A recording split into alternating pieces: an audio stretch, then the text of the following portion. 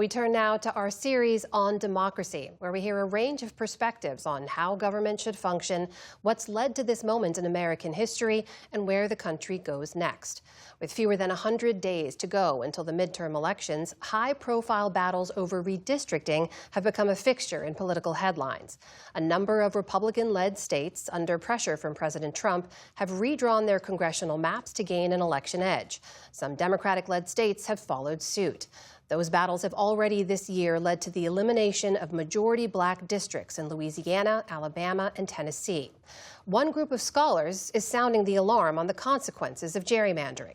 500 of the nation's top democracy, voting rights, and legal experts have signed an open letter to Congress, urging lawmakers to consider one solution: proportional representation.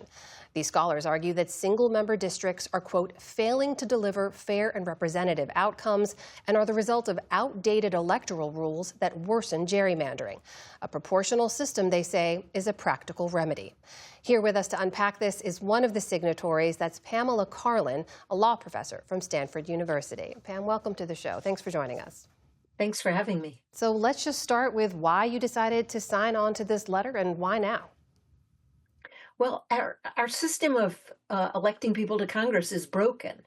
Over the last several years, what we've seen is the Supreme Court has given a total green light to gerrymandering, partisan gerrymandering, and it's gutted the Voting Rights Act. And the upshot of this is that instead of voters being able to elect the candidates of their choice, politicians are picking the voters of their choice. And that's not healthy for a democracy. There was a similar letter that went out 4 years ago that had some 200 backers for it. The fact that you're now up to 500 people arguing for this system, does that tell us something about consensus around this or this particular moment? Well, I think it does. I mean, one of the things that we've seen over the last year and a half is that states used to just redraw their congressional districts after the census came out, and now they're redrawing them again and again in an effort to squeeze out the last bit of partisan advantage. And as I said, nobody can look at that and think that that's a good system. So you argue in the letter that gerrymandering's gone too far and that, in your words, the way to end redistricting wars is to make redistricting matter far less. So just explain for us how proportional representation would do that.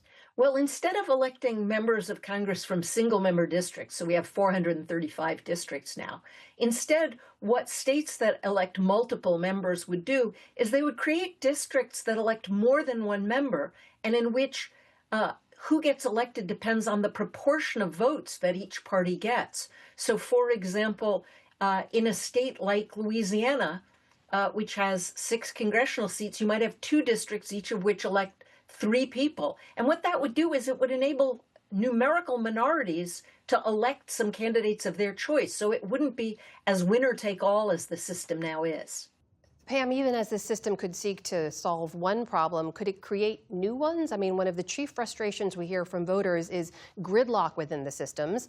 Could a proportional system mean more parties or third independent parties are now empowered? They have to work towards coalitions. Does it potentially create more gridlock? I don't think it's likely in the American system because we're not a parliamentary system. We are a presidential system. And even if we were electing people from multiple districts, most of those districts would have 3 or 4 representatives. And that would mean that people would still have an incentive to vote for one of the major parties as long as they're actually satisfied with what the major parties are doing. Just for some context here, we know the U.S. is somewhat unique in that the majority of nations around the world that have elected representation use proportional representation or mixed systems in some way to elect their legislators, or a little over 60% of those countries. Why hasn't proportional representation been seriously considered in the U.S. before?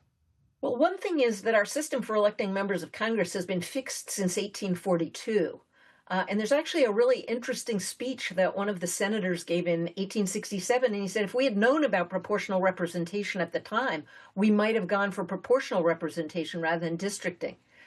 Once you have a system in place, especially in a country like the United States, it's very sticky because the members of Congress, they know they can get elected from single-member districts, and they don't know necessarily what would happen if we had a proportional system. And so it's hard, unless there actually turns out to be a political movement behind it, to change the way elections are conducted. Well, that leads to my next question, which how realistic is it to implement this kind of system right now, especially given that the people who are navigating the system and benefiting from it would be loath to try to change that system at the same time? How do you see that?